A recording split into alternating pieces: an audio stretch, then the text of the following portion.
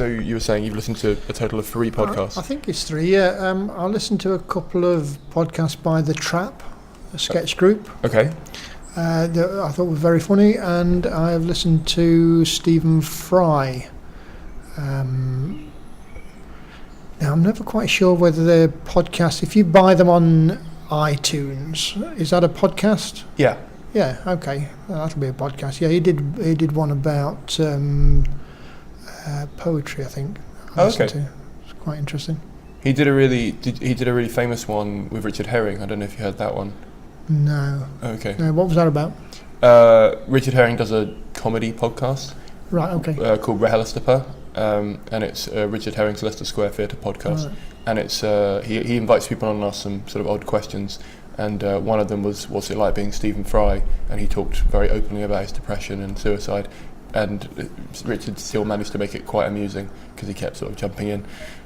Good. Well, I should imagine Stephen Fry made it quite amusing. Yeah. Even talking about depression, he's a clever chap. Yeah. So, which is the most famous podcast in Britain? That's a tricky one. Do you mean in the comedy section? Yes. Or, I would probably say it's one of Richard Herring's. Okay. Just he gets a lot of. I interviewed him for a book I've just written, and we were talking about what he got out of, because he gives them away for free like I do, yep. And what you get from that, and his exposure to that has like 4 times his audience. Right. So okay. Even though he said it was very small at the start, but he's still able to get sort of 200, 300 people. 4 times 1 person is only still 4 people. Yeah. Yeah, it's still better than 1. Yes. Assuming they're quality audience members that aren't gonna. Yeah, well, Jesus started with 12, didn't he? So he did all right, didn't he? He did all right. It's like I was talking to Nick Helm. We were talking about him before we started. Yeah. I was chatting to him on a train actually, and he was saying that when he did Uncle, it started to bring in a whole new batch of people that were expecting him to do Uncle in stand-up. Oh right, yeah. And if you've seen his stand-up, it's nothing like that. I've seen his stand-up many times. Yes, no. Yeah, of course, we made Uncle, of course. Yeah, he was just saying that it was just a really interesting wave of people that started to come and see him live, and it was quite hard to, because he had walkouts and things, because obviously if you can imagine. No, it's far gentler Uncle than his usual stand-up, although I like both, so you can get people who like both. Oh yeah, I'm sure you do. He was just saying there was a lot of disappointed people that were expecting him to be that character. Hello and welcome to the Ask Your Industry podcast, episode 52. For those of you new to the show, my name's Simon Caine, and this is the podcast where I interview the most influential people from the worlds of stand-up, comedy, radio, and today, TV. Although, to be honest, I'm probably doing our guest this week quite a disservice, because he has been in all of those mediums. He started out his career as a poet, he then went to be a writer, then a TV producer, then a script editor, and then eventually founding the production company Baby Cow with his friend Steve Coogan, which has gone on to create some of the biggest hit comedy shows of the last decade, including Uncle, Gavin and Stacey, The Mighty Boosh, and of course the legendary comedy character Alan Partridge. We get into how he got his start in the industry, why he got into the industry, what drives him to try different projects, how he picks different projects, and just so many different things, including why he picked a stage name, how he came to that stage name, why he got reviewed in the Telegraph as the funniest man you've never heard of, and why he sort of stays under the radar and likes being able to walk down the street and not be noticed by people. I had such a great time, honestly. I know I say this a lot, but he was just so open and so honest and so humble about everything. So I just think we got so much good stuff out of him. I'm not going to say much more because this is a mega pod. It's a really long one. But me and him sat down and we chatted for probably twice as long as this podcast has come out to be, just because we were just getting on, and it was just a really nice afternoon where I lost track of time. I think he lost track of time. And it's just nice. It was just a genuinely lovely guy who clearly just knows what he's talking about and has been around long enough to really give some great insights. and I hope you get some stuff out of this. I think this podcast would be great for anyone who wants to make their start in TV, who is interested in baby cow productions in general, who wants to know a bit more of the behind the scenes of the radio, script editing, scripting, writing, TV. I can't imagine it not having something applicable to most people working in the live medium or TV or radio today. So pass it on if you think that you know someone who will enjoy it just as much as you have. If you would like to support the podcast, please subscribe and you'll get told in your inbox when we have a new episode out. I do 3 a month, one every 10 days. So if you want to know when the next one's out, that's the best way of doing it. If you have 20 seconds, please give us a review in iTunes. We're up to 47 reviews now. It would be great if we get that over 50. I would just love to get back to when we had more reviews than episodes. That'd be incredible, but no pressure there if you don't have time or you don't want to, or you've already done it and you don't want to make a second iTunes account. Totally understand. However, it does help with the rankings, or that's what I've been told, and also it helps with future guests because they read them and they think, oh great, there's a great audience there, we'll come on. I've just had Imando Emanucci sign up to this podcast, which I'm so excited about having the interview for, and I've got another guest. I can't say it yet. It's driving me mad because if we get them, they're massive. And yeah, just join up and join the Facebook group, which is called RC Industry Podcast, and it's on Facebook. Obviously, that will be the best place to find out when this and other guests get announced. And also, you can ask some questions there. I open it up to the forum, so if you have anything to ask future guests, join the group and you'll be the first person to find out, first of all, when they've signed up, and second of all, when you can ask some questions. Without any more delays, this is Henry Normal. So we were talking about podcasts and yes, what defines a podcast. Now I was asking whether Mid-Morning Matters was a podcast. For me, a podcast. The beauty of a podcast is that it can be any length, because on TV or radio you have a set sort of, yep, like 28. I think it's 28 minutes for like a BBC half hour or something like that. Yeah. And for me, for example, these episodes range between an hour and I think the longest one I did was with Hell's Jaeger, which is about 3 hours long, and we literally spent an afternoon chatting, and that took forever to edit. So apart from the duration, how else would you define what makes a podcast? I think the medium at which you consume it. So that's why I think Mid-Morning Matters, the online ones, I'd sort of count a bit as a podcast. So a podcast you have to listen to on a computer, not necessarily, or a phone. Yeah, you can. I mean, you can download it on any device and take it with you. But it's a downloaded thing as opposed to anything else. So it's downloaded. It can be any length. Yeah. And is it? I mean, if it was music, is that a podcast? There are music podcasts. I don't know if you would class. You wouldn't class a song as a podcast. Right. So if it was somebody doing a concert in their living room, would that be a podcast? That could be a podcast, yeah. And if it was somebody doing a concert with 200 people watching, would that be a podcast? That could go out as a podcast, yeah. Okay. So the reason why you wouldn't class one song as a podcast is why? Because that's just an MP3 track. So it's kind of. So if you were to record an hour of like your gig in someone's living room, for example, it would have more than just the songs. It would have the in-between bits and the live moments that might happen in the room and all that kind of stuff. And it's also how you release it. So if you release that as an hour, like on iTunes as a free download, as a clip in itself, that would put it in the podcast section rather than a. So to try and find a definition between having one song that you could record, say, in your living room, and having a song and some chat and another song, and that being a podcast, the difference being that that it's not a composite bit of art, that it's more of a bag of bits. Sort of. Yeah, I suppose that's. I've not looked at it like that before, but that's.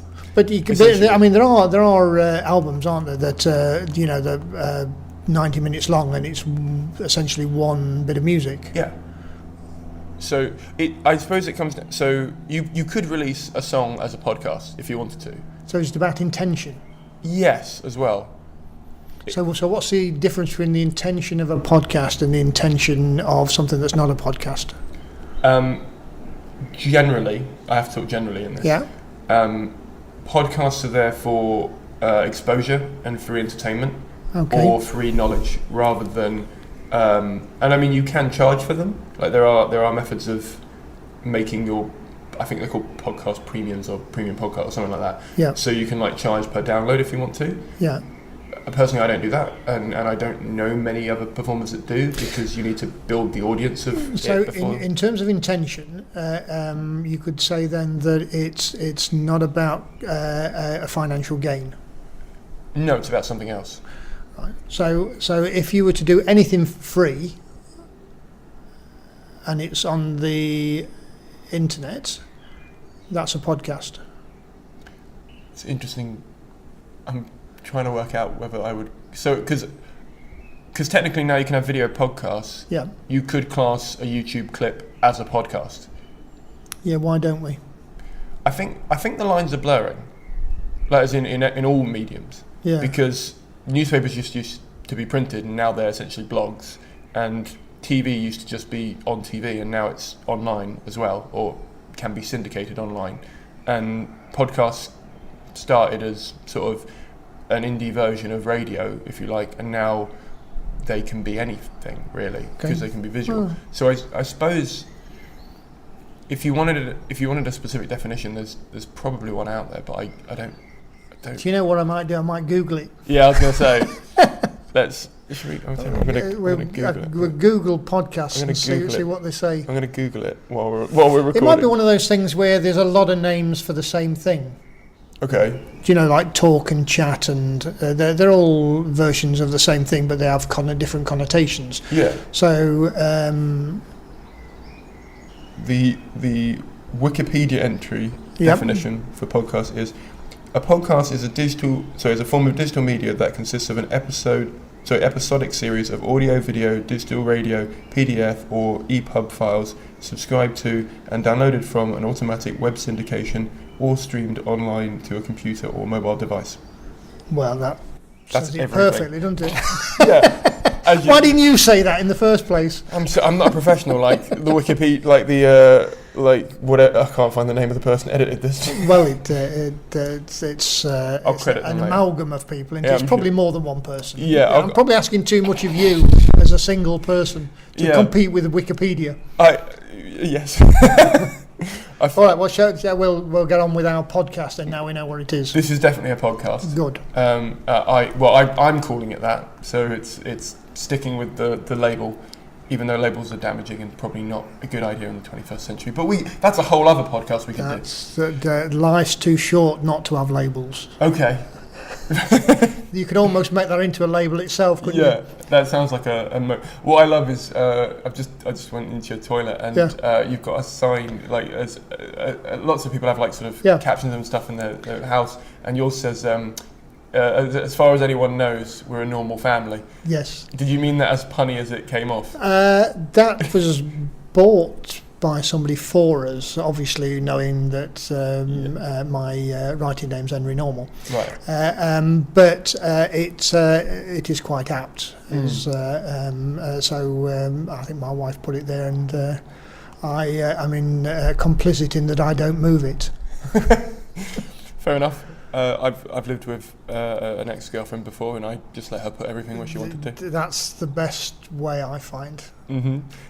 Let's start there then. Why did you go with a pen name? Well, I was probably around early 20s, and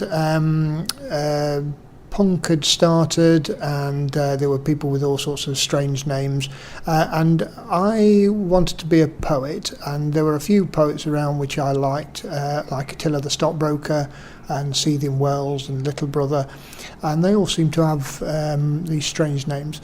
And I was working as an insurance broker, but I was on a lunchtime. I used to nip off to the local college, and I'd do a gig, and then I'd nip back, so I'd have my suit on.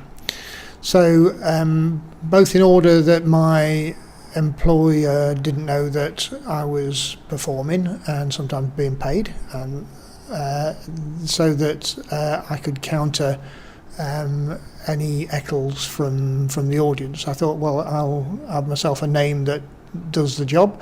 So I thought by calling myself Henry Normal, I'd already usurped the sort of derision of the crowd, because obviously a lot of the bands didn't wear suits in those days. The reason I chose the name Henry was that it was a name of a generation or two above me, that nobody my age would have the name Henry. And you'll probably find that people like Frank Skinner, whose real name's Chris, and Vic Reeves, they tend to choose names of the previous generation. I think partly because comedy you tend to think of as being, certainly in those days, you tended to think of as being an older person's profession. Interesting. Okay. So give a sort of authority. Yeah, I can understand. There's a lot of friends of mine who are teachers in the day and in the night do comedy. Yeah. And so they have to have a separate name so that their students can't Google them, if you like. Yeah. So that makes perfect sense from that. But I don't think they've ever thought about it in terms of trying to go up a generation. I think that's what it seemed to me, and it was quite nice, because obviously people would think I was boring because I'd got a suit on, that I'd have a name that signified that, so that, you know, I wasn't trying to be something flash. So it seemed sort of quite reductive. So the other great thing was that it sort of liberates you in a certain way, that you can take on another persona. I think a lot of people do that, don't they, when they get into, for want of a better word, showbiz. That, you know, when you're actually on the stage, you're a heightened version of yourself, and those that aren't an heightened version of themselves usually are a pain in the arse when they're off stage. Right. So to have that definition between the two, I thought was great. I remember Elvis Costello, who's obviously not really called Elvis Costello, did some gigs in his, is it Declan McManus, I think his real name is, did some gigs in his real name about a year after I'd started, and it slightly annoyed me that he tried to change his name back. So I sort of made a pact with myself, my two selves, that I would never do that. So I've always retained the name Henry Normal, even though you know, there's no real need for it when I was at Baby Cow. So do you prefer to be called Henry then? Everybody calls me Henry. Okay. My wife calls me Henry. So have you legally changed your name? No. Okay. So if post comes here, does it come to Henry? If it's for my passport, no. Obviously, but yeah. If it's a lot of other posts, yes. I tried to. I opened a bank account. I tried to get them to put "Sir" on my letters. They wouldn't let me do it. Because the thing is, it had an option on it when you signed up online to click "Sir," and I did that, and they rang me up and said you can't do that. So I went back and did "Doctor," but then they rang me and asked for my a copy of my doctorate. Did they really? Yeah, oh, it was really annoying. You didn't say that's my first name, Doctor. No, it was the suffix. Yeah. Just trying to annoy banks.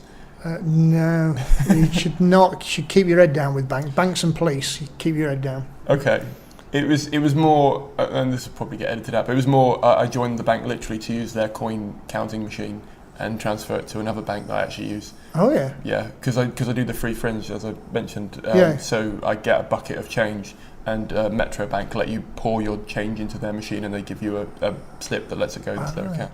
I've never been a fan of banks. I've never trusted them. I remember when I was young, used to get on the back of crisp packets. Used to get fantastic facts, and I remember reading one that said a woman in Mexico would go to the bank every day, take her money out, count it, and put it back. And I've always had a very similar sort of attitude that I deal with them as least as I can. Fair enough. Yeah, I try and stay away from them. Banks, lawyers, police, anything official. Okay. Is that why you're doing a podcast now? It's not official. It's not official, is it? We're not signed any papers or nothing. No. I can deny this ever happened. And I can edit it to make you look worse than maybe you might do later. You probably have. He's not said anything contentious, offensive, or sexist or racist. So if it comes out that way, it's in my edit. That's yeah. Well, that'll be the last of it. Yeah. Well, because I spoke to Phil Jupitus last year in Edinburgh, and he was obviously Porky the Poet when he started out. And I remember talking to Stuart Lee as well when he was saying that like he saw Ted Chippington open for The Fall and stuff. Yes. And so, I mean, can you paint a slight picture for people that maybe are listening to this who have never opened for a band or are wondering what it was like as a comedy poet opening for a punk band? Well, the problem was at the time there wasn't any comedy clubs, and so I was based in Manchester and Chesterfield during this time. Started off in Chesterfield, then moved to Manchester, and you had to try and perform where you could do so. You'd perform at jazz clubs, folk clubs, any place. I remember performing in Stockport at some civic do that on before me were can dancers, and then I remember being at a place in Sheffield where there was the stage was just a mattress, and the bloke on before me just read Winnie the Pooh. So you just try and find places to perform, and there wasn't any money in it at the time, so it was just try and do what you can. Now, as I was into punk music, new wave, in lots of different forms, as a big Elvis Costello fan, big Talking Heads fan, I happened to come across in Chesterfield some bands like Pulp, Digby's Drill, Mr. Morality, and a lot of bands who all knew each other, and there was a great community spirit. So I started doing gigs with some of these bands, and there was a community arts aspect to it, and most of the crowd seemed up for it, and I think people wanted entertainment that wasn't as slick and overproduced as they'd been getting. So there was a certain anarchy to it that worked in favour of being young and not quite knowing what you're doing, but trying to do something different. So I often I'd be on with three bands, and I'd do the little bits in between whilst they were moving all the equipment around. Do you know, I don't think I ever had any particularly bad experience. I remember doing a Battle of the Bands competition once, and the thing about Battle of the Bands competitions are that you come to support your band. So when all the other bands are on, you basically don't like all the other bands. So if there's 8 bands, then you hate 7 of them and love one of them, and so I had to be on all the way through. So I think essentially not only did they hate the other 7 bands, but they hated me. But I unified them all in the fact that all 8 supporters of the 8 bands hated me. Yeah. But I enjoyed it, and it was fun. But there was a sort of sense of it didn't really matter. It didn't really matter if it went according to plan or whether it went askew, because it was all experimental. There wasn't. I get a sense nowadays there's more of a corporate a game plan to everything, whereas I don't think any of us had a game plan. I mean, I was doing poetry. I mean, what game plan is there for doing poetry? You're never going to buy a house doing poetry. That's not how it's going to happen, So there wasn't a long-term thought process. It was more about expressionism. So in terms of when was it? So you're in your 20s? So I was born in 56, so I was 20 in 76, so I would say I started around 24, so we're talking 79 through early 80s. Well, because there's been a sort of an explosion on the circuit in comedy of people giving it a go, if you like, and trying to try. And I think a big part of that is because there's a lot of comedy on TV, so it looks like an avenue that has a sort of career path and a progression that people can see. It does now, And when you started, it doesn't sound like there was anything like that. Well, there was nobody on television. It was all old school, so it was all your Jim Davisons and your Jimmy Tarbocks and things like that. And I wasn't interested in that at all. My influences previously had been Marx Brothers, Jack Benny, Lenny Bruce, Mort Sahl, a lot of New York Jewish comedy. So I felt I was part of a tradition of vaudeville rather than sort of an English working class tradition.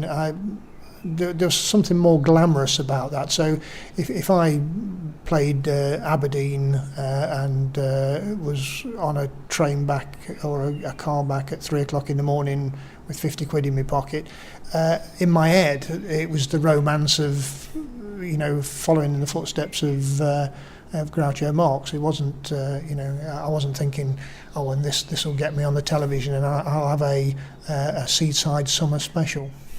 And how long from when you first started to when you... I mean, for me, I got my first paid gig number 50, and then I didn't get another one for probably another 75 or 80. So I that was just the way mine panned out. I mean, did it get to a stage where you were going around the place and then all of a sudden you were getting paid because there were clubs and there were places to do this? Or was it a case of bands? Because I remember you opened for a lot of bands. So, did it get to a stage where, because they had budget to pay you to get you on the bill? Or how did it even work? It was very ad hoc. The first couple of gigs I did were for a writers group, and it was we all just performed for the joy of performing, and that got me into the fact that I could perform, and that's quite an hurdle to get over, that you can actually stand up there and you're not too shy, and obviously when you get a laugh, it's quite addictive, so that was nice. Then I performed at I think the first paid gig was Spot's Cabaret, which was, it was called Cabaret. It had everything going on so they'd have music and they'd have novelty acts and all sorts of things. So it wasn't like, say, Jongleurs, where you do a 20-minute or a 10-minute set and it's all comedy. This was far more like an arts-based thing rather than a comedy-based thing. So I think I got 30 quid for that, and I think I did about 10 minutes. And now back then, the idea of doing 10 minutes work and getting 30 quid sounded great to me. So I started performing, but it's nice getting paid, but it's more about learning the art of doing it. So I'd take any opportunity, and as I mentioned earlier, there wasn't any sort of system as such. You just had to go with the flow on it. There was a thing called the Poetry Secretariat, where if you were a poet, you could apply to the Poetry Secretariat, and they would pay the producer of the gig. They would pay them £70, and they would be able to pass that on to you. So I'm sure Porky the Poet and Tiller and a lot of the people around the time would apply for those things, and within a year you could probably get, 10 to 20 of these £70 payments.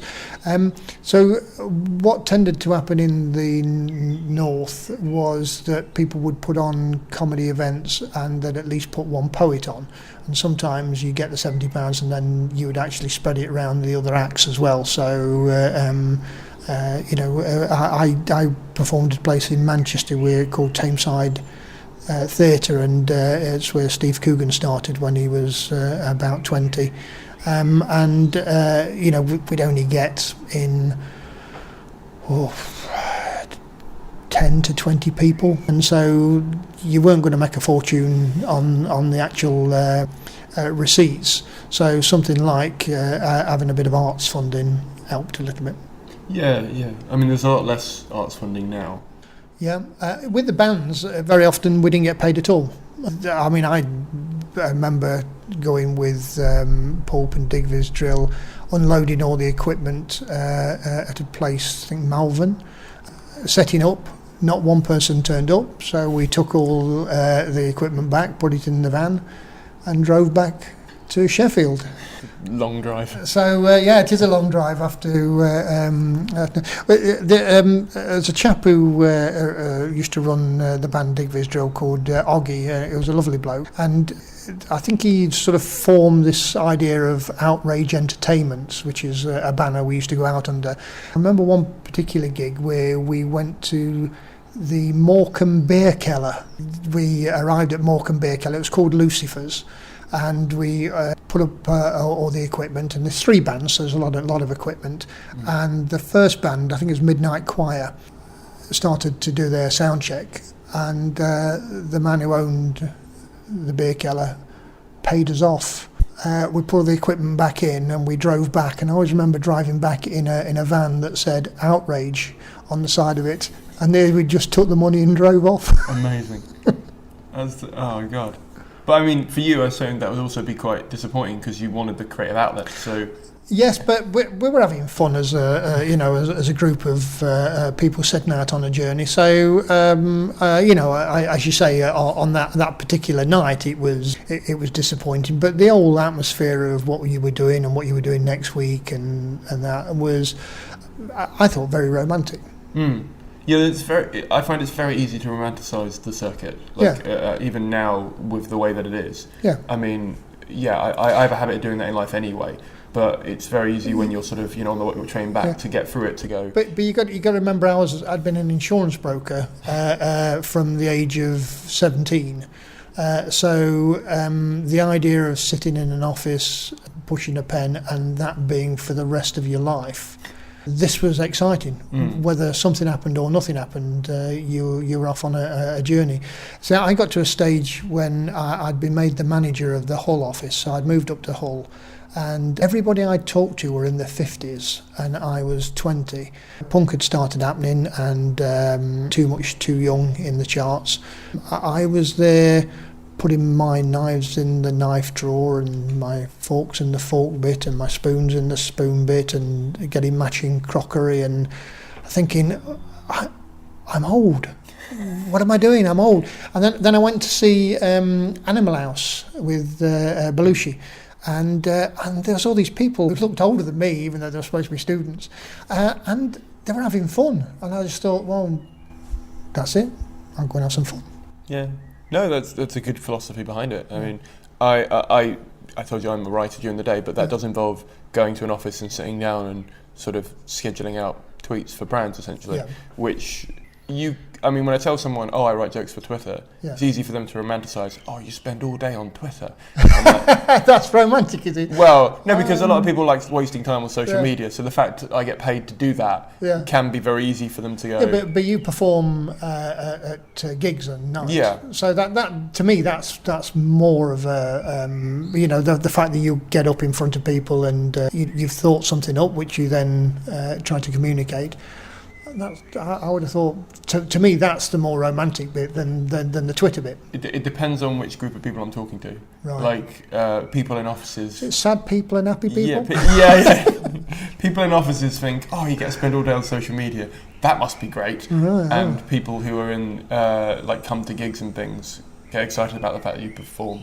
So, and I suppose they are much happier than the people in offices. Yeah, I'm afraid I don't quite understand the lure of social media. Are you on any social media?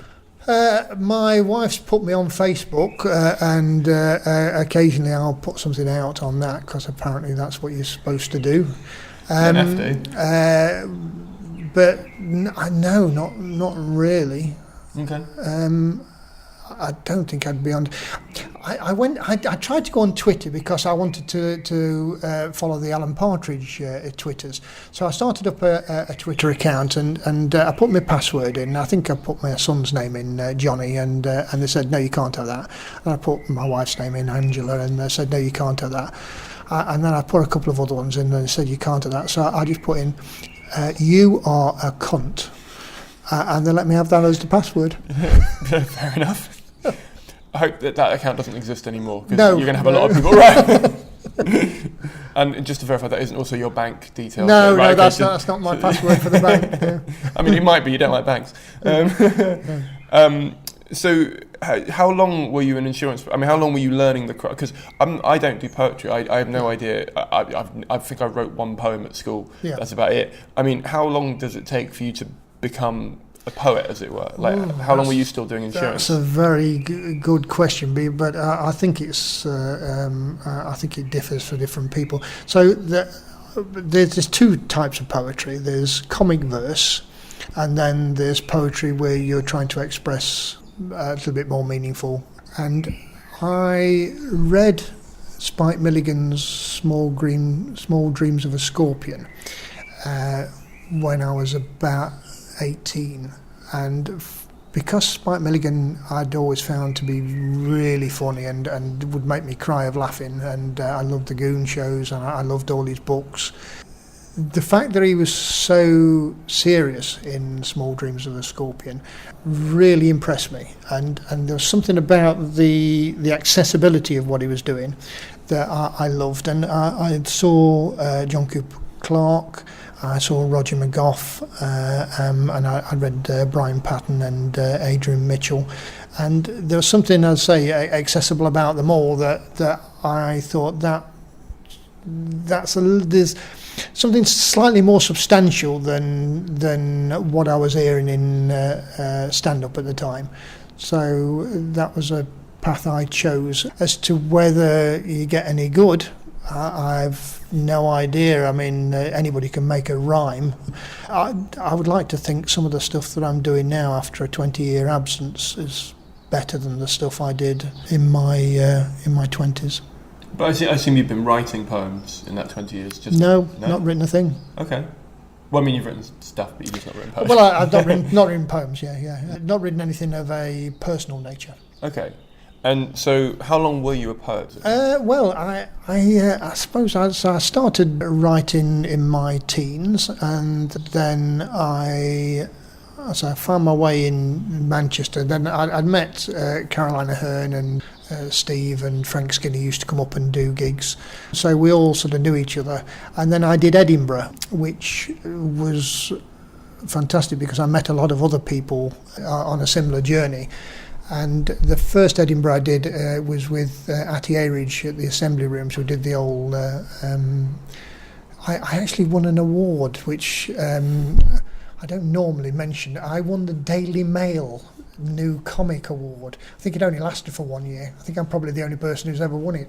I don't think I'd mentioned it to Steve because he's not a big fan of the Daily Mail. But it was nice to be recognised, and I was given a TV show my first year up there. So I think they wanted John Egley to do a TV show, and he didn't want to do one. So as I was a poet, I think they came to see me. It was the John Blair Film Company. Joe Sargent, who's still a very good producer, said, do you want to do a show? And I said yes. They said, well, what show do you want to do? And I said, well, let's do a live version of the Muppets with me as Kermit. So I wanted Frank to be a sort of Fozzie Bear Gonzo character. I wanted Linda Smith to be the Miss Piggy, shall we say. They weren't keen on Linda Smith. She seemed too serious for them, so they suggested Jenny Eclair. I didn't know Jenny, but I mean, she was brilliant for the part, and I thought she did it really well. So I can understand that. I managed to get Linda in on one of the episodes. We did a series of that for Channel 4, and it's the first time Steve had done a character on national TV. He played my brother on it. So that was nice. So so I'd got a foot in the door of television. I got to meet a lot of new people, and got all my mates on the television. Got Dave Gorman's first television was Packet of 3. But the problem for me was that in my 1 hour shows, I would do long poems and serious poems and funny poems and little asides, and it was a sort of a salad, if you like, of different things, whereas the TV just wanted the very short, pithy ones. So I got a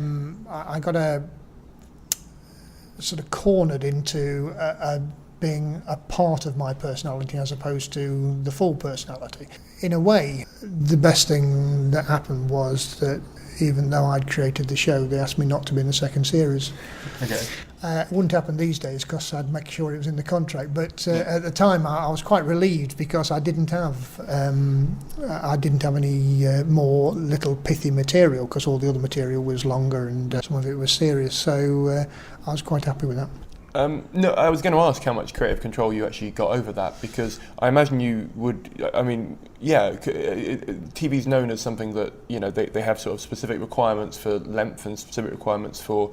I think at the moment there's in some departments, you know, laughs per minute and structures and things like that. So I'm wondering. I don't think the knowledge that we gained later on, none of us had at that time, and I don't think the producers had that awareness of it. Certainly, I'd never acted before, and nobody in any stage of that production said, "Oh, you know, can you act? This is how you act. This is what'll help you." It was just, "Oh, you do stand up on the stage. Here's a show. Do something." So you know, we were all doing as best. I thought it was a funny show. I don't think artistically it would stack up against, you know, great shows. But it was a fun show to do, and we were trying to do something different. I was very happy to get back to doing live shows, and that. So then I went to Edinburgh and did a show called Henry Nummell's Encyclopedia Poetica. I thought, in actual fact, only I knew that I wasn't on the second series. So I thought, I'll whilst only I know about it, I'll do something decent that I'm proud of. So I did that show, and I got given a radio series on the back of that, which I think was a bit nearer what I'd hoped to achieve, and that was me doing a selection of poems, longer ones and some serious ones, and I had a guest poet on those. That was a Radio 4 series, so I enjoyed doing that. And then of course Caroline was offered the Mrs. Merton show, and Steve Coogan was offered Saturday Zoo doing Pork Half, and they asked me to write for them. So I started earning money as a writer, and you can earn a lot more money writing gags for comedians on television than you can from gigging. Yeah, because I was writing for both of them, so I was basically doing two. So if you look at the early years of doing that, we wrote 3 series of the Mrs. Merton show, and I was writing Coogan's Run, Tony Farino, and Paul and Pauline Calf video diaries. So by working with both of them, I had quite a lot of output, and they all won awards. You know, it was great fun working with Caroline. Dave Gorman was on the first 2 series of the Mrs. Merton show, so he was good fun to work with, and Craig. I worked predominantly with Steve on Coogan's Run and Tony Farino. And so you done your first series of that. That was a British series, so it was like 8 episodes or 6 episodes, wasn't it? I think it was 8 episodes of 45 minutes. It was quite a big one. Well, actually, I was going to go back slightly and ask when you did your first show, which you were only in the first series of, how long did it take for you? Because you've never done TV before, so I'm wondering how much support you got with that, and because it sounds like it was very, like you said, chaotic but organic, because you were all sort of working in tandem towards. Was it like a creative goal that you all had, or? Going up to do Edinburgh, then obviously you knew that television people were coming, so that was part of the objective of going up there. So I was asked at Edinburgh if I wanted to do a show. Then Joe Sargent and I went round to try and find a theatre, and we found the Wakefield Opera House, which I'd performed in before. I did a little tour with Frank Skinner and Joe Brand and some other people. for Red Stripe, I think it was, and we'd done that venue. So we chose that, having got Frank and Jenny on the show. Sort of wrote it together. We were given a couple of script editors. I think the whole thing took less than a year. I didn't feel that we were very much in control of it. Not in the way that I would expect people who worked with Baby Cow now to feel more in control, and certainly with some of the lessons that I learnt from trying to write stuff and perform, we've carried forward into the producing. But after that series, as I say, I stepped back more to be a writer.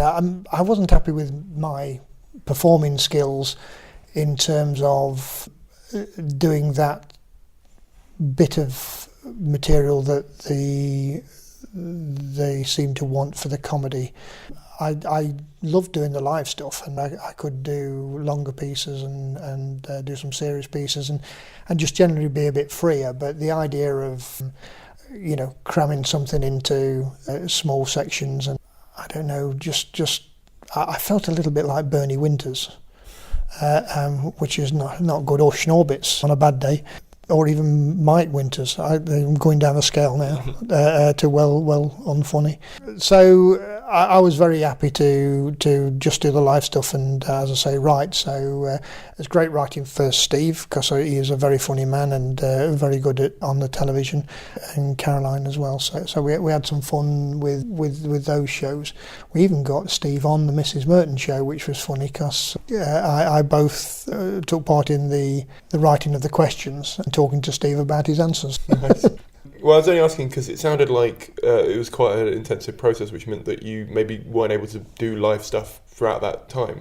Or were you still gigging in the evening? I assume by this point you're not an insurance broker. Oh, no. I gave up the insurance when I left Chesterfield. No, I was trying to do it. I went on the enterprise allowance scheme back in. This is in Thatcher's time, where they give you £40 a week to set up your own business. And I set up as a poet.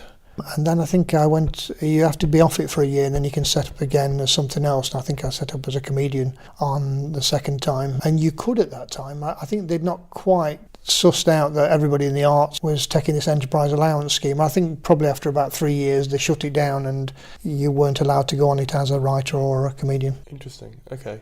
A lot of people who've been around, I'd say 20 or 30 years, have said that they wouldn't have had their sort of like when a plane's taking off, it sort of does that sort of period without the enterprise announcement. Well, it was a regular 40 quid. You didn't have to keep looking behind you to see whether or not anybody was following you for taking cash in hand. I remember, I had a small flat and probably wear the same clothes every day of the week. And I remember having, 5p in my pocket sometimes, just waiting for the next 40 quid to come in. But there was a feeling that this wasn't going to be for the rest of your life. This was the sort of the bit before you got you got recognition, or you got to do something. The sort of if it had been safer and luxurious, I don't think it'd have had the same bohemian feel to it. Yeah, I get what you mean. It's just enough to help you, but not enough to make you complacent. Yeah. Okay.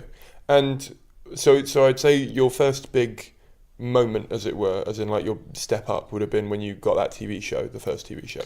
And doing Edinburgh itself was a big thing, and headlining a bill, the first time you headline a bill, and people actually pay money to come and see you, and your name's at the top, or it's just you, it's just a one-man show and they've come to see you. Those are big things, aren't they? As opposed to, people not knowing what they're going to come and see, and you go on and you do 5, 10 minutes, 20 minutes, whatever, and doing well. I mean, that in itself's a big thing. So that they're all little milestones that you should appreciate and enjoy, I think. Yeah, definitely.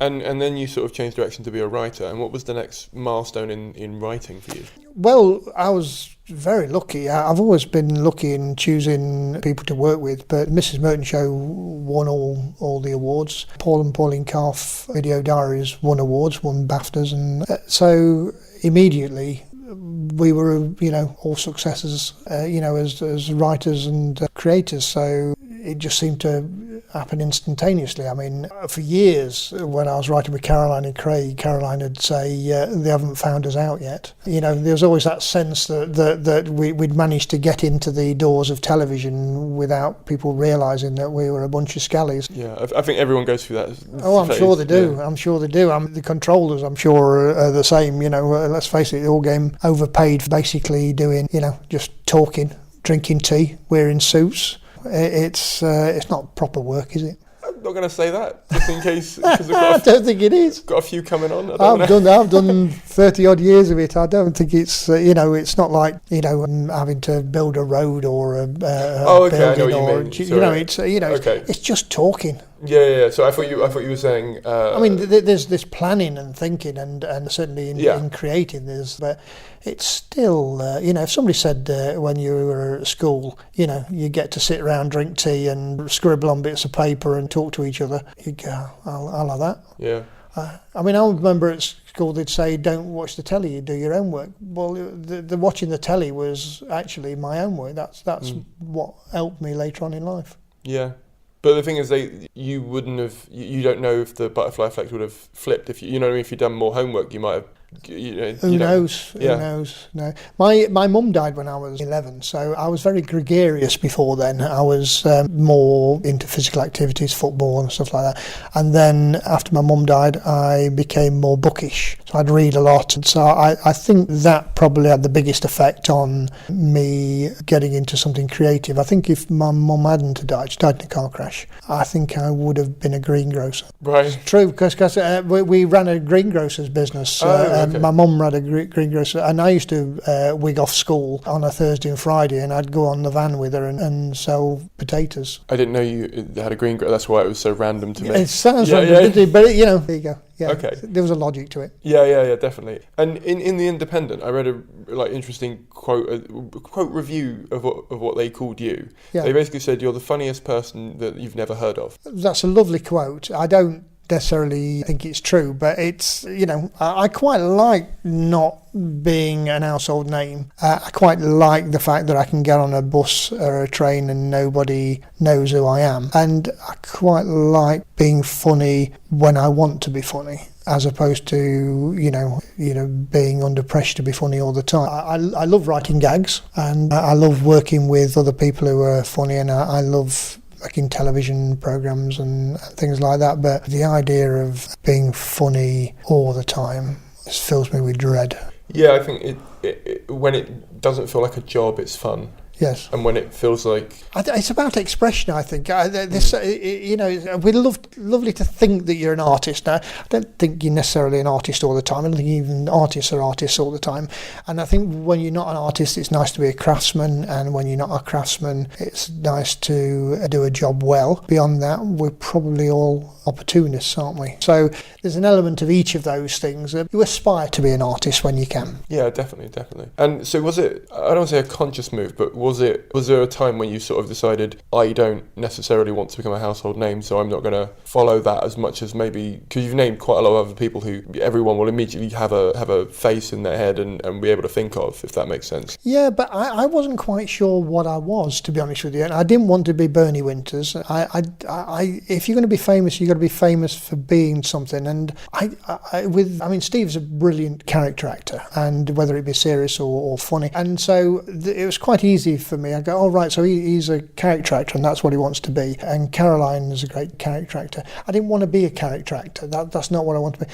In a way, I think I want to be a poet. I don't think poets are that famous these days. I don't think the sort of poet that I want to be is not really around so much at the moment. I'm a big fan of Robbie Burns as a poet. There's something about the the everyman quality to him, and these verses being accessible that I like, and his lifestyle that he was concerned with epitomises a way forward. Probably what I'm going to be striving for, but that doesn't fit in with television, and it certainly don't fit in with earning a living. So I needed something to do in the meantime. So I was very lucky to know Caroline and Craig and to get on with it and have fun. And we did have a lot of fun making those programmes, and I'm very proud of all the programmes that we made. So I got to a stage where we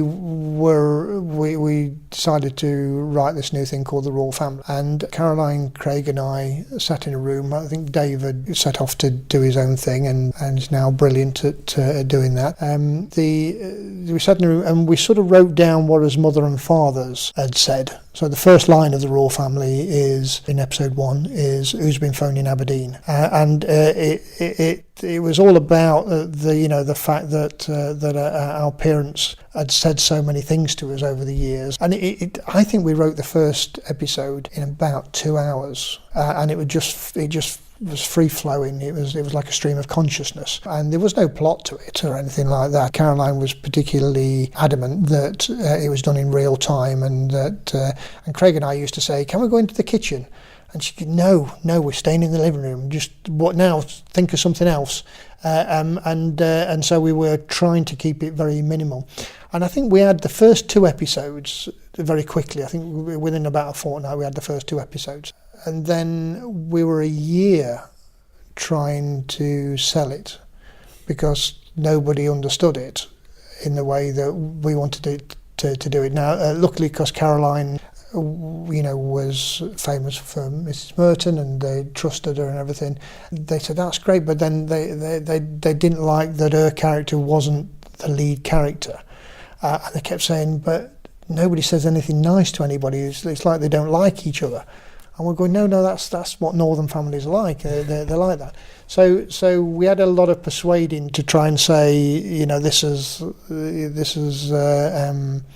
how it should be. We filmed a pilot, a multi-camera.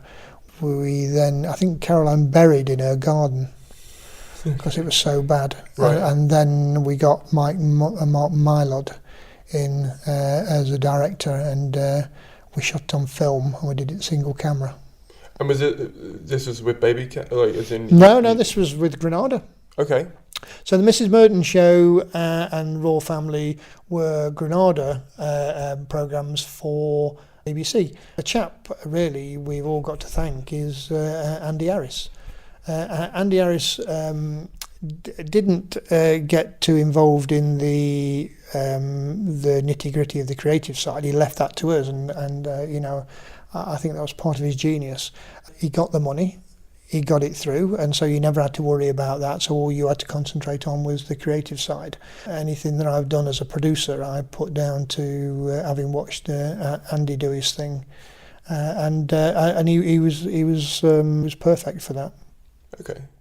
And sorry, go on. And on the Steve side, the early programmes we made with Steve, Paul and Pauline Calf, Coogan's Run, Tony Farina, were all made with Positive, which is Jeff Posner and Dave Tyler. Okay. And they certainly got the eye for those programmes, and I don't think they'd have put us in such a good position and been so well received if it weren't them. So we were very lucky to work with them. I was asking because I think something like the whole romanticised idea of comedy being like a full-time performer and managing to make your money from the thing you want to do. Yeah. It was just interesting to hear that you wanted to be a poet, but you knew that you needed to find another stream of income because that wasn't going to cut it. And I think it's for me anyway, it's nice to hear that, because I want to be a comedian, but that at the moment isn't cutting it in terms of money. So I'm trying to find other avenues that will hopefully either get that to happen or to cover it. And I mean, you said at the start when you started, there wasn't really a business angle, or there wasn't as much corporateness. I mean, was this, you were getting older and so you were thinking about it in terms of, I want to move forward in life, things like getting a house and stuff, or was it just an organic Well, I was lucky in a way that I was dealing with people that were friends. So we got into dealing with the Mrs. Merton show and Porkoff. Whether or not they were paying us, these were fun things to do. And even though I wasn't going off on my journey of being a poet, doing a few performances around the time, which was nice because it reminds you you're still funny. There were fun games to play, making these things. So I enjoyed that. Once we'd done the Mrs. Merton and Malcolm, which was a show that Caroline, Craig and I did after Royal Family, Steve asked me to write a film, The Parole Officer, which we'd thought up together. So I had to talk to Craig and Caroline and say, this is going to take me a while. I won't be able to do the second series of The Royal Family. I said to them, if you do a one-off, I'll have time to do that, but I won't have time to do a series. And they said, no, we're doing a series. So I wrote The Parole Officer, which we wrote 12 drafts of in the room just above here. Fourth draft was funny, and after that it went downhill. And it was interesting writing that, as neither Steve and I had written a film before. In fact, we went to a place in Brighton, some night class to teach us how to do a film. It's absolutely dreadful, and Steve used to sit up the back and pretend to be a naughty schoolboy. But we learned enough from doing the actual process. And I say doing 12 drafts that certainly put us in good stead for doing narratives from then on. But whilst we were doing that, Steve asked me if we wanted to form a company together, which we could run out of Brighton, because he got a daughter in Brighton, and I was just about to have a son. So I had a little think about that and said yes. And we set up Baby Cow whilst we were writing The Parole Officer. Okay. And what were you? Did you have secured funding for The Parole Officer at the time, or how are you? Yeah, no. The Parole Officer was made by DNA Films. If you look on Google for DNA Films, you'll see that there was a lot of controversy at the time that they'd made a lot of films and were getting a bigger slice of funding than a lot of the other companies. Andrew had just made Trainspotting, so he was very much in vogue, and we wanted to work with him because Trainspotting obviously has an edge to it, and we were trying to do something at the time with a bit of edge. And Duncan Kenworthy had done 4 weddings and a funeral, so he obviously knew how to do popularist stuff, and our plan was to do something in between the two. Unfortunately, Andrew went off to do The Beach. Andrew MacDonald went off to do The Beach. Duncan took over, and it moved more towards the mainstream side than the edgy side. So I don't think either Steve or I were particularly happy at the end of the day with the film, but it was a exercise, and I think it's a decent film. It's just not a particularly brilliant film. And so before we go into Baby Cow, pre-Baby Cow, obviously it will vary year on year, but it sounds like proportionately of sort of how you were staying out the red, should we say. It sounds like poetry was sort of a very small snippet of that. And then... by the time we got to this stage, I was earning so much, because as I say, I was working with Steve and Caroline, that I didn't have time to do the poetry. Oh, you weren't even... Okay. No, not to when we got to the Parole Officer. No, I'd been... because there's about 5 years from Mrs. Merton through to the Parole Officer. So if you took it from your first Edinburgh to just before Baby Cow, that time about period... 5 years, yeah. Yeah. So you would have been doing poetry at the start, obviously, because you went to Edinburgh. Yeah, for about 2 years in, and then 3 years without. Yeah. Obviously, when you started earning good money from writing, yeah, there comes a time when you get. So, for example, when I get like a nice writing contract, you sort of have to question, because you obviously can't do everything time-wise, it's just not going to happen. So obviously you had sort of priority orders of having to shift around whether you would go with a writing project or whether you would it was everything that Caroline did I was going to do, and everything that Steve did I was going to do. Steve and Caroline didn't do things, without me at that point, apart from Steve doing stuff with Armando and Patrick on the radio at that time, and obviously Partridge, which I wasn't involved in the early Partridge. So it was quite a full-time job, but doing the two, I mean, I had to work weekends and nights, so I didn't really, it wasn't a question of can fit some sort of stuff in. I could hardly fit in doing the two, and there did get times when I tried to be in two places at once, and it caused a lot of stress trying to, because they both had deadlines, both Steve and Caroline and Craig. Caroline, they've got very high quality to the work, so even if you're working on a small thing, you overwrote and really worked at it, and didn't settle for things being good enough. You made them brilliant.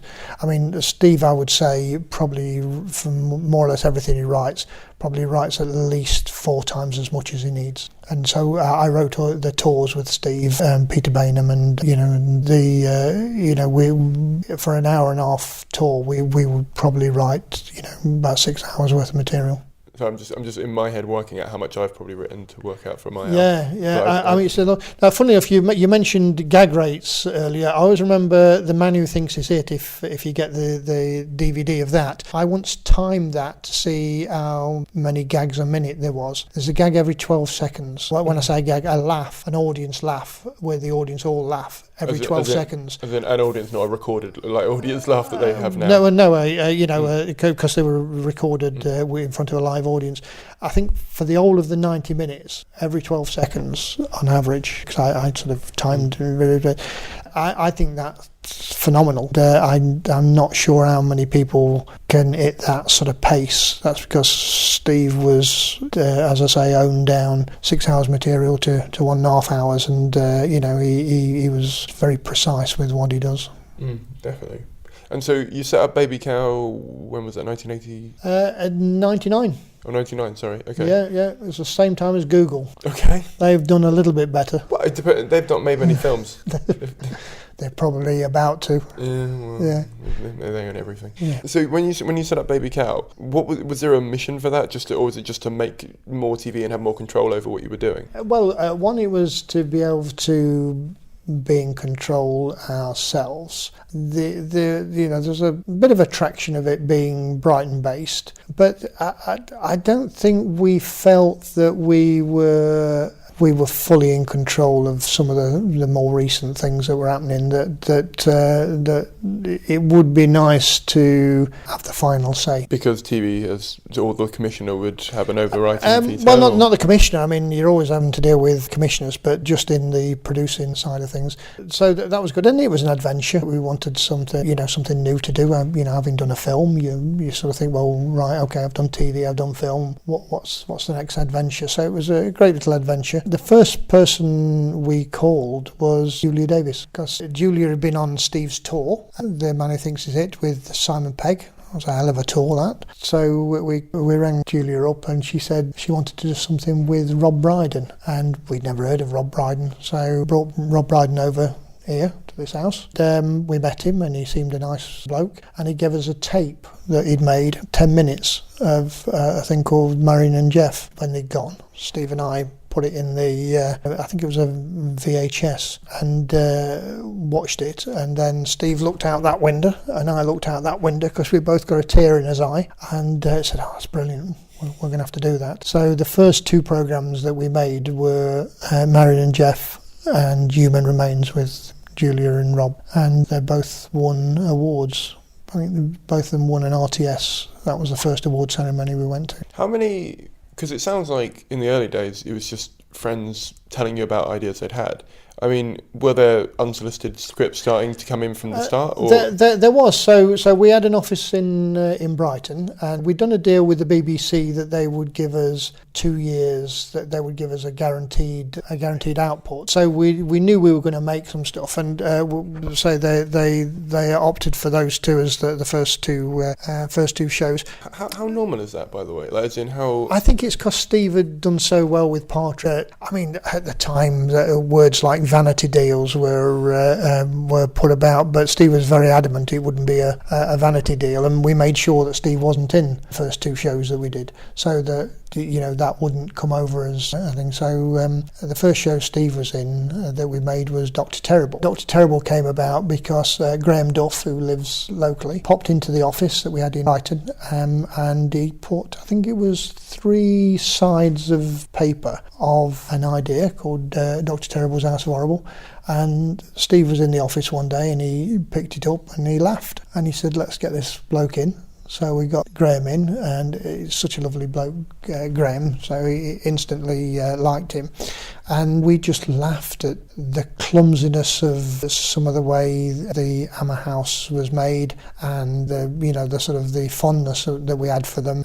We just were thinking up ideas for different stories, and just it was like being a kid again. You're just thinking up having a laugh at this sort of make believe that you're going to do. So we got a script commission off the BBC. Graham, Steve and I wrote Dr. Terrible between us. I think the way it used to happen was Graham would talk through a first draft with me, and then he'd write it up, and then I'd add to that, and then we'd show it Steve. And then Steve would add to it. Because Steve was away, I think he did, whilst we were doing the main writing on that, he was doing Partridge. So it was very, very much tandem projects at that point. You weren't sort of focused on one? No. I think to run a company, you've got to have more than one thing happening at the same time. And of course, with narrative comedy, you have to have scripts lined up. I mean, this became very evident about 2 years down the line when we'd made Dr. Terrible and we made Human Remains, and I was waiting for the next script to come in because you can often take quite a bit of time. We were paying out monies. It seemed like we might go bust. I'd got no scripts to make, so I didn't know what to do, and I came home and I went to bed in my suit and pulled the blankets over me and thought, how are we going to survive? And the next day I went in to see Stuart Murphy at BBC Three, and I sold him a programme called How to Survive, which we renamed Brain Candy, which was 42 comics, including John Bishop, Alan Carr, Jimmy Carr, and Noel Fielding, and loads of comics that are now, Robin Ince, loads of comics that are now sort of on the television, doing stand-up. But the way we did the stand-up was we shot them on location. We changed it into themes, so like crime, parents, sex, different themes, and we juxtaposed so that each comic had one joke. And we did I got Fatboy Slim's company to give us some music, and we did some animation, and we made this mixture of stand-up with music, animation. And when we did that, I think we did 14 episodes of that helped the wheels to keep rolling.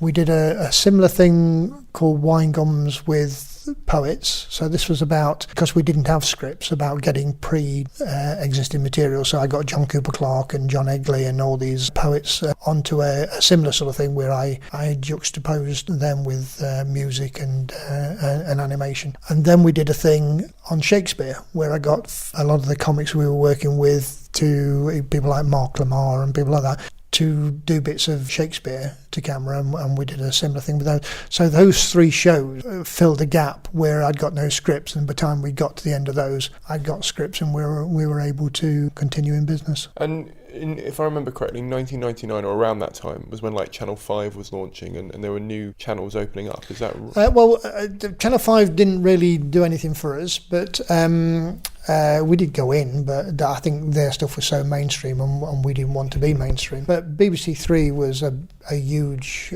opportunity for us. The first show on BBC Three, Steve and I wrote, it was called Paul and Pauline Carr's Cheese and Ham Sandwich. That was the first ever show on there, and our relationship with Stuart Murphy, ever since then has been great. And obviously later on when he moved to Sky, we started doing anything with Sky. Had anybody else approached us from Sky, I'm not sure we'd have worked with Sky, but Stuart's such a great bloke, and essentially had saved the company. That him and Lucy Lumsden, who was on our first show at the BBC, she was on Human Remains. When she moved to Sky, the fact that it was Stuart and Lucy meant we had no qualms about dealing with Sky, whereas I think we might have done before then because of the Murdoch involvement. Sorry, the only reason I was doing that, I've got my questions written down here. That's right. And I remember when I asked people what they'd like to ask you. I'll be honest, I've not seen every programme you've worked on, but someone asked me, now that you've stopped doing Baby Cow, will you finally finish building your hovercraft? And yeah. And I was trying to remember whether it was on that show. No, that No. was from Coogan's run. Yeah. Ernest Moss. I played Steve's brother in Ernest Moss, and I was the chief engineer on the hovercraft project. I think it was only one line, but it's fun that they'd remember that. Yeah, no, I've got it here down, a handyman for all seasons. Yeah, it was. That's right. Yeah. Yeah. Well, it was because we'd written that we got the opportunity of doing the film.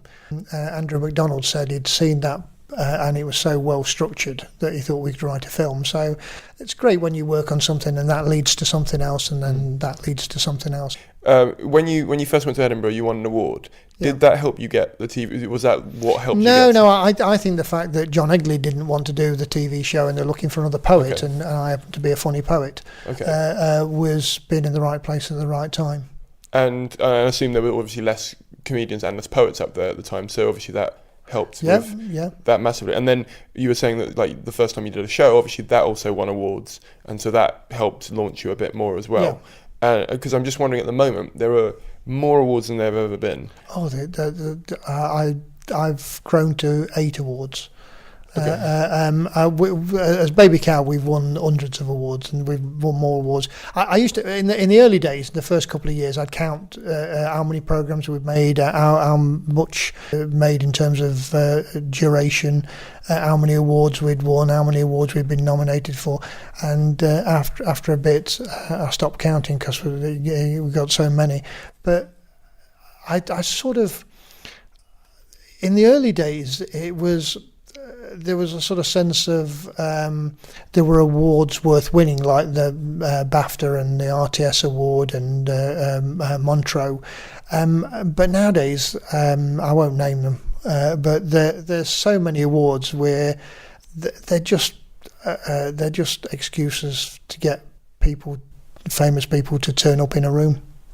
Yeah, I mean, I can imagine there's a lot of those, and I mean, it's diluted a little bit. Some of the ones that were more meaningful, in my opinion, anyway. Yeah. And what they do, you got awards for soap operas now, and all sorts of things, and they go on for so long, and they're not in any way as glamorous as they look on the television. I mean, if you've been to the comedy awards, you sat. There's no food on the table.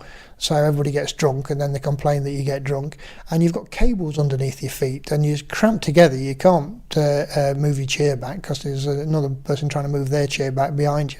So it's not glamorous in any way. Of course, when you first start and you're young, and you're in a room full of people who are sort of comedy gods, as you get older, you know everybody in the room, and there's nobody older than you, so you just think, oh, right, okay. I can see these people whenever. Whenever. I don't have to be in this room. I can just see them tomorrow for a cup of tea. Yeah, that makes sense. I mean, in terms of Baby Cow, I know on your website it says we don't accept unsolicited scripts at the moment. Yeah. And when I spoke to Anne Edivin at the BBC Writers' Room, she said that they're not looking for scripts; they're looking for writers. Is that the same at Baby Cow? We did. We encouraged people to send us scripts for the first 10 years, and I had a person. It was actually Benny Hill's nephew. Used to read them. I paid him, and he'd sit there, and that's all he'd do all day. He'd read scripts, and he'd pass on the ones that were any good. And we did come up with a few programs based on stuff that had been sent in, but as we got more successful, we got more and more. So, I mean, he couldn't keep up with them. I wasn't going to employ two people to read them. So eventually we just got so much going on that I said, we just have to stop. I mean, I wanted to, because I'm from a community arts background. I wanted to have that access to people. Nearly everybody's got an agent nowadays. Agents approach us and they say, we've got this up and coming person, they've got this script, can I send it? And we always say yes. So, although it says on the website, don't send us a script in, people do. I mean, that's interesting. So it's essentially... there's still somebody there that reads scripts. Yeah, I imagine there would be. But I'm wondering, just from what you said there, is there a gatekeeper lock then that is opened by agents more so there? No, if you sent a script in now, I guarantee somebody would read the letter that you've sent with it, and if that don't put them off, then they'll read the first few pages. If you don't laugh within the first 5 pages, if you imagine it's about a minute a page, so if it was on the television and you're 5 minutes in and you don't laugh, you're going to turn over. Yeah. So you only have to read the first 5 pages just to sort of see whether or not it's worth reading the rest of it. So they'll probably do that. Yeah, fair enough. And I mean, TV is evolving quite a lot at the moment, and like we were talking about before, it's merging a lot with the internet. Yeah. And you even said that sort of the most recent Partridge stuff has basically been online stuff, really. Like it went from the film. And well, it's a spoof of online stuff, but the problem with the online stuff is you can't monetize it in the way that you can monetize a full series. So you take a program like Gavin and Stacey. Obviously a lot of money was made on Gavin and Stacey. You wouldn't make that money if it was on the internet. Have you ever tried to do it on a yes. system? Okay, how did you try and? The first comedy series on the internet of any substance was one that we made called Where Are the Joneses, and we got money from Ford, and we made 84 uploads. I think they're still up there, with Emma Fryer, and we went all around Europe in a car, and the idea is that she finds out that Dad was a sperm donor, and she goes to try and find all the other brothers and sisters. I was on the BBC World Service talking about this at the time, and I was on Channel 4 News, and what we did was we made it in a way that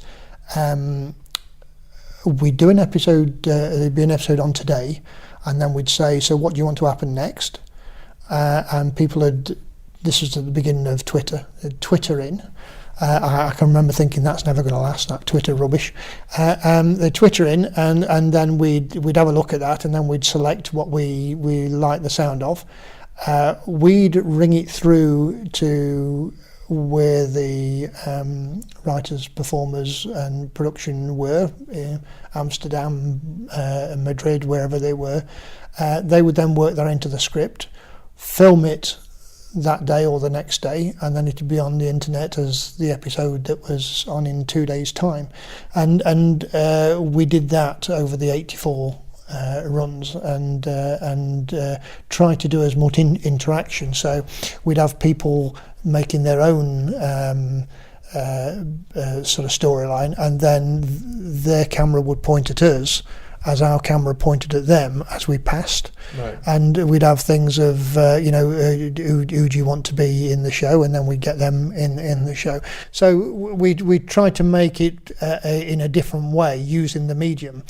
So that was made years ago. So we tried, and now we managed to do that because we got a corporate sponsor for it. So having done that, I tried since, which is how the Foster's thing came about. I tried since to try and find ways to monetize, and we did do a lot of different things to try and make the internet work. But the amount of money that you make by making a show for terrestrial TV, for everybody involved, and the amount of money you make for making anything for the internet are vastly different, in the way that making something on radio is very different from making something on television.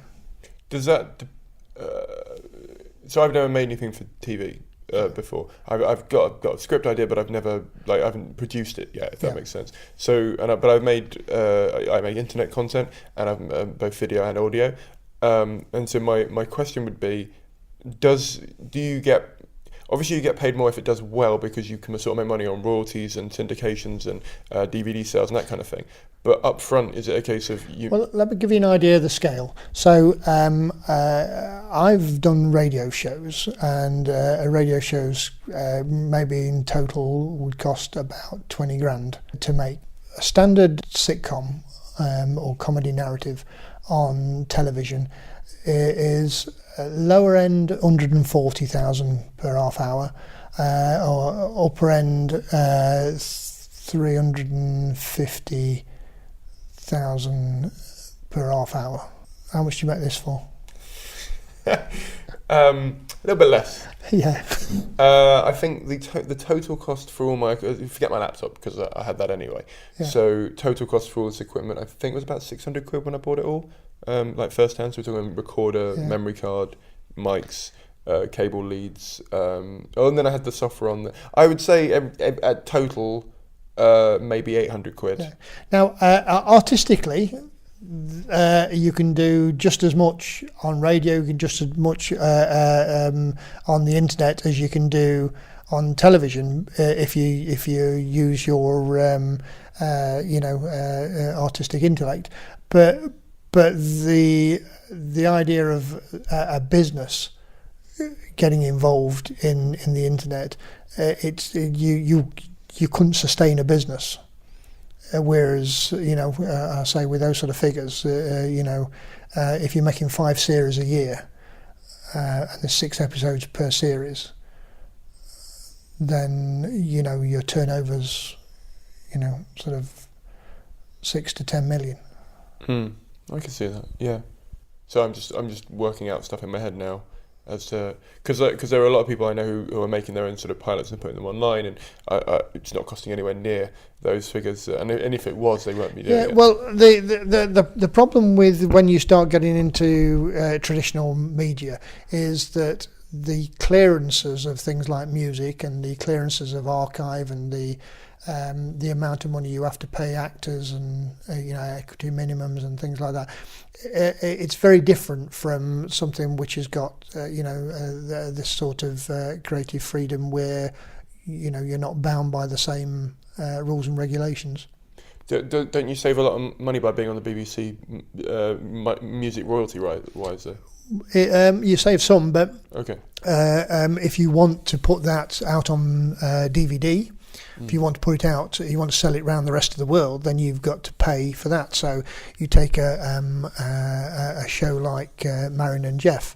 So there's music in Marion and Jeff that we wanted to be in the on the BBC, but some of that music they wouldn't allow you to put it on DVD. They wouldn't allow you to play it in America. So you either have to change the music or you have to pay. Okay, makes sense. And when you're picking writing projects, because you've done so many different sort of shows and mediums and things, how do you pick between stuff that gets offered to you and stuff that just comes your way? Like what's your process for deciding what you do and what you don't do? Well, over the years with Baby Cow, it's just been a question of you have to find it funny yourself. because if you don't find it funny, how are you going to make it funny? And that's so. Every year we'd go up to Edinburgh and we'd look at stuff. So the Boosh came out of having seen them in Edinburgh, and people would send scripts in and we'd read them and see whether or not we felt they were funny, or you'd meet somebody, or you'd go to see a performance. So it really is just a matter of taste, and I would hope that if you looked at the stuff that we've made at Baby Cow over the 16 years, that there is a sort of style. The way I would characterise it is, I think it's about level of obviousness, that we don't like things too obvious, that there's a sort of sense of we try to be a little bit more sophisticated, try to be a little bit warm. We don't make anything cynical or sexist, racist, or that does anybody down. We want everybody to laugh and feel good about the show, and not feel insulted that it's beneath them. I think there are programmes been made over the years where they sort of think that people are a bit thick, so they've got to make them a bit obvious, and we've never done that because Steve and I are probably a little bit snobby. Fair enough. I think if you're going to be snobby, do it with your own company, and and we want to. The rule we said when we first set out is that we'd only make things that we like, and we'd only make things that we would watch. And if we won't watch them, why are we making them? Yeah. I keep saying this to people. I think the why you do something is way more important as to what you're doing.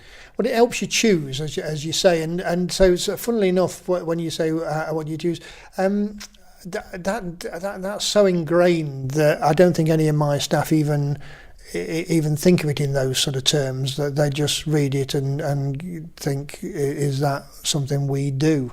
And by the mass of stuff that we've done, you sort of get a gauge of what we do. People still send us stuff in that we wouldn't do, but majority of stuff seems to be on the right sort of lines. And I read that the BBC owns 25% of Baby Cow, but when you... They own more now because I've sold my shares, but yes. I was going to ask, Did previously, yeah. Yeah, so you sold, and that's like 73% or something like that. Yeah. Is that sort of a move that was that you trying to sell it to a place that you thought it would be best, best... well, yes, it's a little bit like marrying your daughter off. Right. You want her to have a good life, and you want her to feel loved, but you don't want her to live in your house for the rest of your life. So you find an happy medium. I think the BBC as an institution has held the torch for comedy over many years, and most of the best comedy programmes have been made either by or for the BBC over the years. The personnel changes, and there's some great individuals at the BBC at any one time, but as an institution, I think it's worthwhile, and I think BBC Worldwide as their corporate arm has a great future, and the people I was talking to at BBC Worldwide appreciate what we've been doing at Baby Cow, so it seemed to me a good fit. And where do you see TV going in maybe the next 1 to 5 years, maybe? Because if you're sort of, it sounds like you're stepping out of that arena. Is there a reason for that because of the way you're seeing it going, or is that something else that you're... No, the reason for that is that I've done enough television and films, and I've built a company to an extent that the challenge now really is to find something that's more personally creative for me. So not needing to think about the security, I'm hoping to go on the adventure I should have gone on about 30 years ago. Okay, but where do you see TV going in the next? Where do I see TV? I'm not sure as I'm an expert. I have an insider knowledge. In terms of comedy, there's always new comics coming up. I've always felt it's a weird arrangement that 60 million people in the country watch the television, and the amount of people who get to choose what comedy's on the television comes to about 10 people.